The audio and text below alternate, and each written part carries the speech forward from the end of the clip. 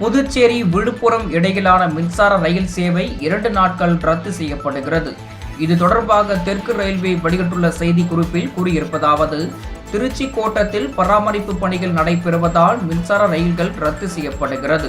அதன்படி விழுப்புரத்தில் இருந்து புதுச்சேரி செல்லும் மின்சார ரயிலும், புதுச்சேரியில் இருந்து விழுப்புரம் வரும் மின்சார ரயிலும் வருகிற 7 மற்றும் 9ஆம் தேதிகளில் முழுவதுமாக ரத்து செய்யப்படுகிறது. அதேபோல விழுப்புரத்தில் இருந்து புறப்பட்டு திருவண்ணாமலை செல்லும் முன்பதிவில்லா சிறப்பு ரயில் வருகிற 6ஆம் தேதியும், திருவண்ணாமலையில் இருந்து புறப்பட்டு விழுப்புரம் வரும் முன்பதிவில்லா சிறப்பு ரயில் 7ஆம் தேதியும் முழுவதுமாக ரத்து செய்யப்படுகிறது. திருச்செந்தூரில் இருந்து புறப்பட்டு சென்னை எழும்பூர் வரும் எக்ஸ்பிரஸ் ரயில் வருகிற 6, 8, 10 ஆகிய தேதிகளில் இரவு 10:35 மணிக்கு புறப்படும்.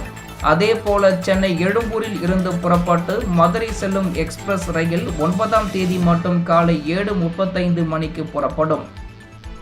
மேலும் மதுரையில் இருந்து புறப்பட்டு சென்னை எழும்பூர் வரும் எக்ஸ்பிரஸ் ரயில் 9ஆம் தேதி மட்டும் மாலை 4 மணிக்கு புறப்படும்.